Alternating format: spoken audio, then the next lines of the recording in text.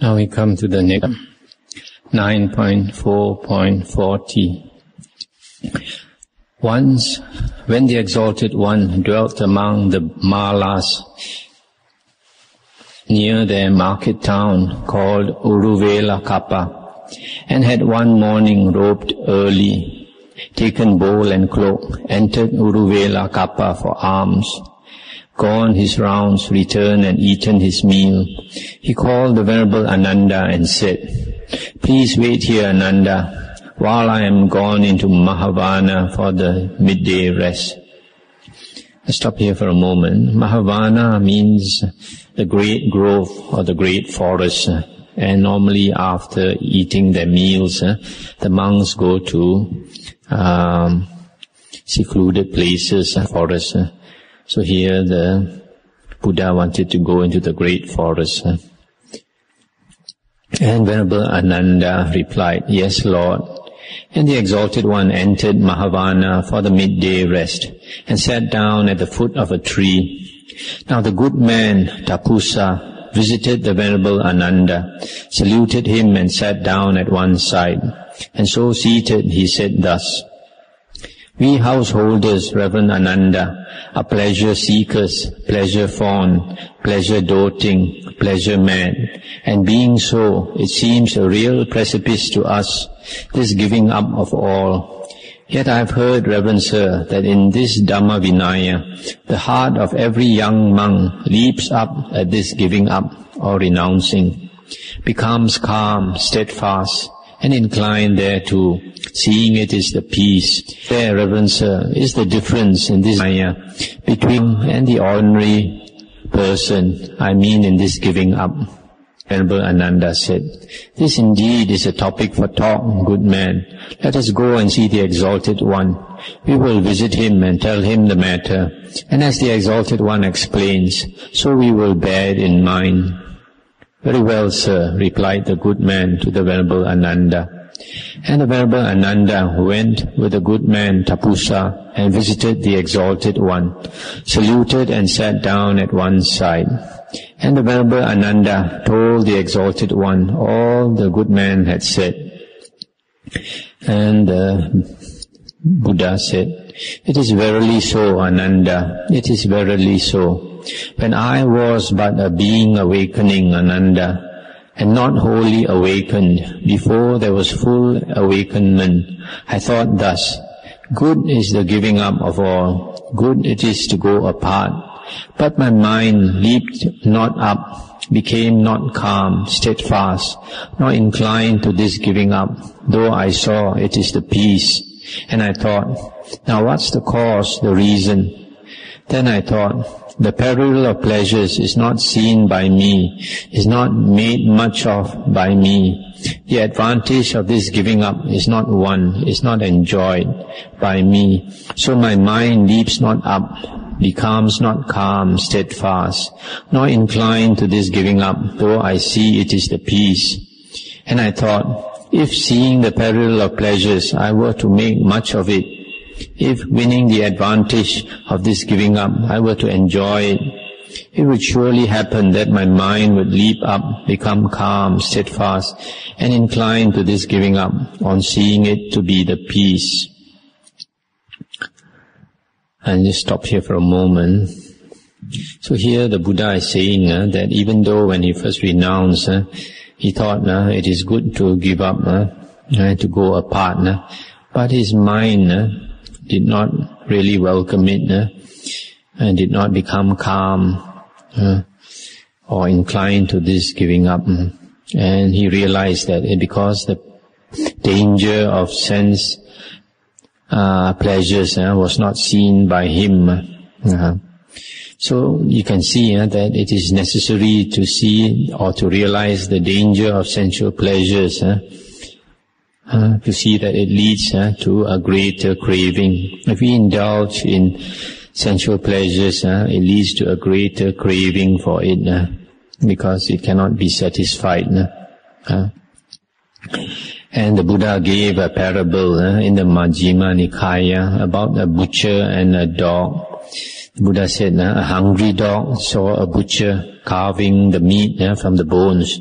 So it went near the butcher and sat down there, waiting for the butcher to give him a bone with the flesh. The butcher, after carving up the meat, threw him a big bone without any flesh. And happily the dog carried this bone to one corner and started to chew on it, to gnaw on it. But in spite of chewing and gnawing on the bone, because there was no flesh, the dog was still hungry. And in the same way, the Buddha said, when we indulge in sensual pleasures, it is not something that is satisfying. It is only for a moment it satisfies us, but our desire becomes greater. And sensual desires, the Buddha said, is like a disease. In the Magandhya Sutta, in the Majjhima Nikaya, the Buddha gave a parable of a leper. The Buddha says, this leper is diseased, the flesh is rotting, so there is a terrible itch, which makes him scratch his flesh, the rotting flesh. But the more he scratches the flesh, the more it rots, the more pus comes out, blood comes out, the more foul smelling it becomes. But he has no choice, because the itch is so terrible, that he has to keep on scratching himself until more blood comes out, more pus comes out. In spite of that, he can't stand the itch, which goes to his very bone. So what does he do? He goes to find a burning ember. Takes a burning ember and he burns his flesh, and then that satisfies the itch for a while. And later, he again has to scratch and find some other ember to burn his flesh. But the more he scratches and burns his flesh, the more the flesh oozes blood, more pus develops, more foul smelling it becomes, and the worse his condition becomes. It doesn't become better. So in the same way, when we indulge in sensual pleasures, it is like this disease of the leper. We become more sick, more craving is developed. So that is why suttas are very important. When we listen to suttas and we listen to parables like these beautiful parables like this given by the Buddha, then we understand the nature of sense desires, and we also understand the danger of sense desires. And when we see it, then we are more inclined to renouncing, more inclined to giving up. And the Buddha continued, and presently, Ananda, on seeing the peril or danger, I made much of it. On winning the advantage, I enjoyed it, and my mind leaped up, became calm, steadfast, and inclined to this giving up. On seeing it was the peace. And presently, Ananda, aloof from sense desires, I entered and abode in the first jhana. But as I abode in this abiding, thoughts and distractions of a sensual kind beset me, and it was for me a disease. Just as some ill amounting to a disease might arise in some happy person, Ananda, even so such thoughts and distractions beset me, and it was for me a disease. Stop here for a moment. So here the Buddha is saying, when he tried to practice the jhanas, and he had entered the first jhana, very soon he was distracted with sensual thoughts. Why was the Buddha distracted with sensual thoughts? Because before he renounced, as a lay person, he was from a rich family, and he was surrounded by a lot of slaves, and these there was a lot of female slaves who attended to him like a deva. And he said during the rainy season, he would stay in this big mansion which his father built for him. There were 3 seasons in India, and every season he would stay in a different mansion. And during the rainy season, when it rained a lot, for 4 months he stayed in this big mansion, surrounded by all the female slaves, with no men around.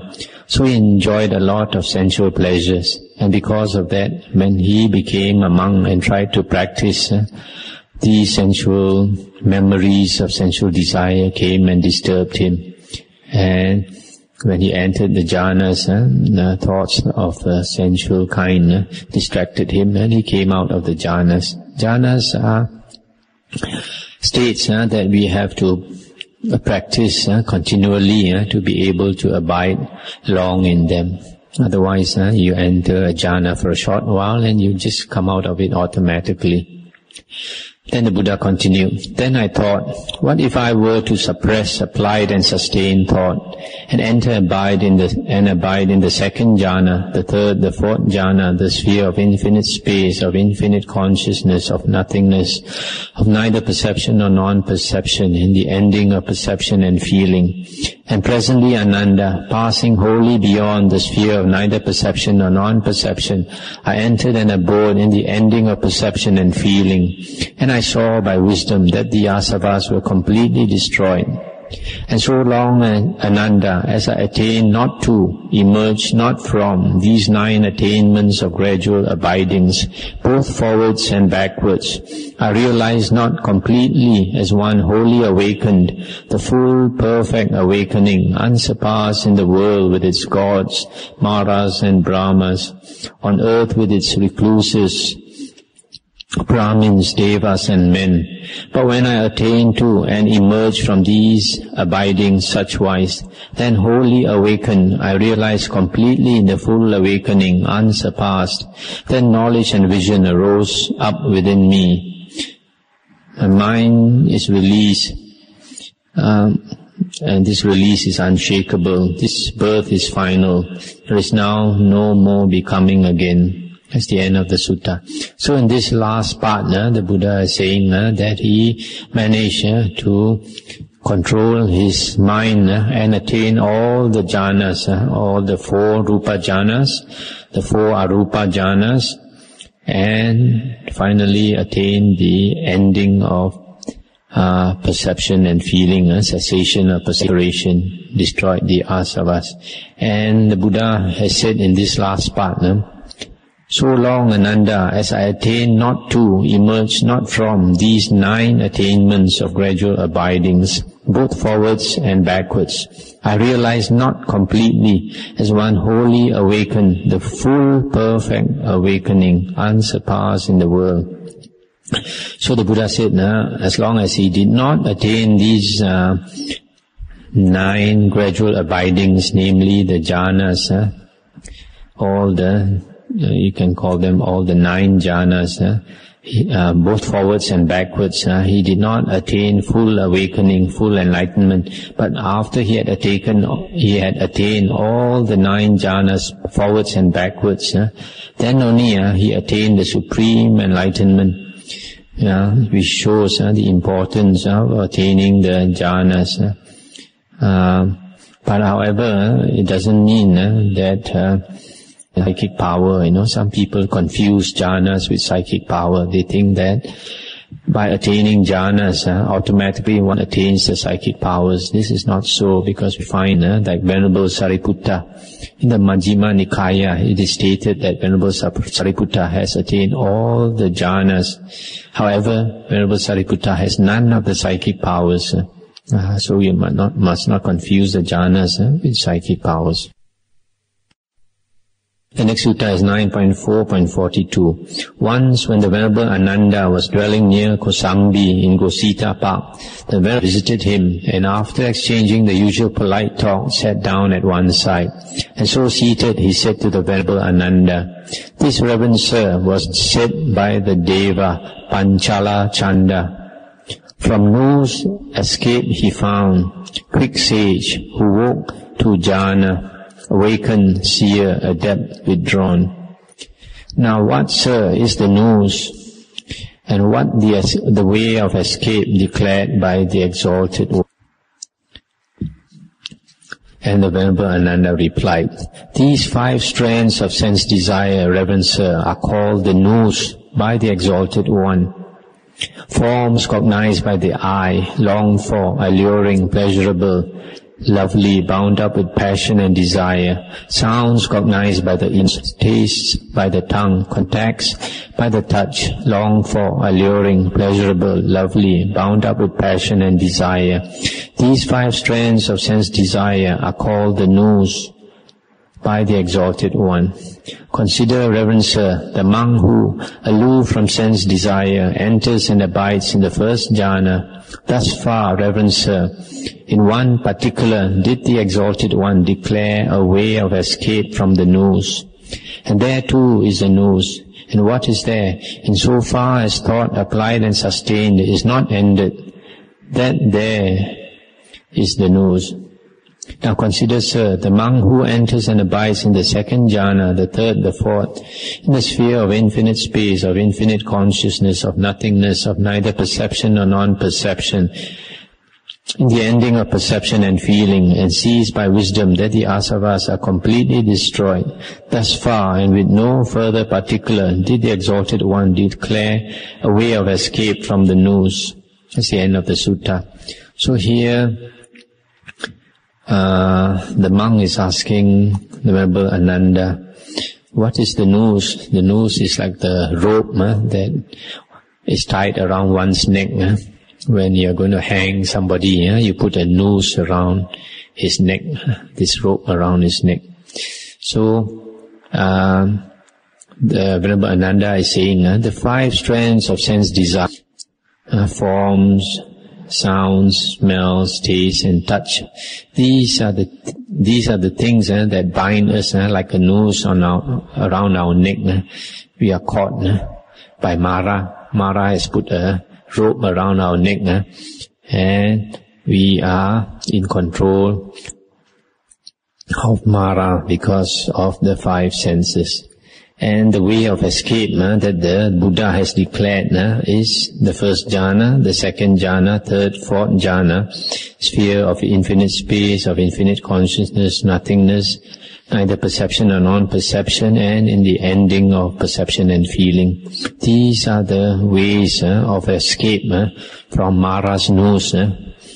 And this is another sutta that shows how important the jhanas are if we want to escape from the noose that Mara has put around our neck. So definitely the jhanas are the teachings of the Buddhas, and in suttas the Buddha has declared that the way of escape from liberation from samsara and from Mara is by attaining the jhanas. Because from the jhanas, when we attain the jhanas, the 5 hindrances are abandoned. And when the 5 hindrances are abandoned, then we see things clearly as they really are. And from there we get insight, wisdom.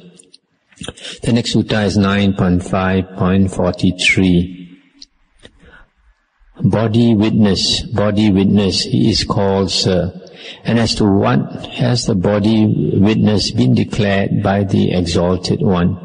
Consider, sir, the monk who, aloof from sense desire, enters and abides in the first jhana, and to the extent of that sphere abides with body attuned to it. Thus far, sir, in one particular has the body witness been declared by the Exalted One. And similarly for the second jhana, third jhana, fourth jhana, sphere of infinite space, infinite consciousness, nothingness, neither perception nor non-perception, and the ending of perception and feeling. So here this sutta is talking about body witness, kaya sakin. Kaya sakin is a person who has, sometimes it is translated as testified with the body, but probably you can also call it body witness. He has become a witness with his body, which means usually this person, body witness, kaya sakin, is a person who has developed the jhanas, who has developed concentration as his main point. His strength is in attaining the jhanas, and this is one of the Aryans, one of the 7 types of Aryans mentioned in the Kittagiri Sutta in the Majjhima Nikaya. And this body witness is not yet an Arahant. He is a Seka, one who is possibly a Sakadagamin, second fruition person, or third fruition person, or a fourth path attainer, but not yet a fourth fruit attainer, not yet an Arahant. So this is the body witness. The next sutta is 9.4.44. Liberated by wisdom, Panya Vimutto. Liberated by wisdom, he is called Sir. And as to what has the one liberated by wisdom been declared by the Exalted One? And the answer, who aloof from sense desire enters and abides in the first jhana, and by wisdom understands it. Thus far, sir, in one particular has the one liberated by wisdom been declared by the Exalted One. Similarly, for the second jhana, third jhana, fourth jhana, sphere of infinite space, sphere of infinite consciousness, nothingness, neither perception nor non-perception, ending of perception and feeling. Now, so this sutta is talking about the Panya Vimutto. Panya Vimutto is the one liberated by wisdom. And this refers to an Arahant. Just now I mentioned Aryans, mentioned in the Kittagiri Sutta. Two of them are Arahants. One is this one, liberated by wisdom. And liberated by wisdom means a person attains the jhanas, as mentioned in this sutta. He attains the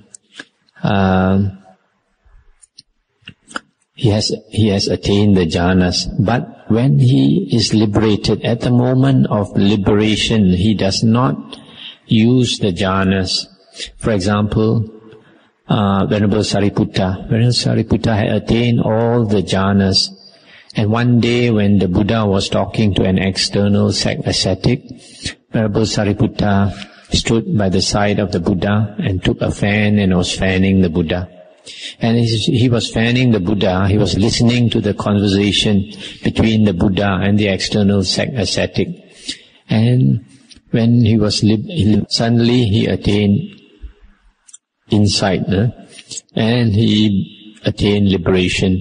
So such a person is called liberated by wisdom, because at the moment of liberation, the faculty of wisdom is strongest. He is not using jhana at that moment. He is using wisdom. That's why he is said to be liberated by wisdom. But even here, as is mentioned in this sutta, even one who is liberated by wisdom still needs the first jhana, or the second, or the third, or the fourth jhana, or the other jhanas, the arupa jhanas. So jhanas are always needed for liberation.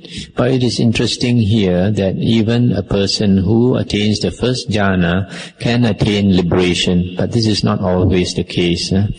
Usually the Buddha mentions that the fourth jhana is needed. But sometimes in certain persons whose faculty of wisdom is very strong, even with the first jhana, they can become an Arahant. The next sutta is 9.5.45. Liberated both ways, he is called Sir. And as to what has the one liberated both ways been declared by the Exalted One?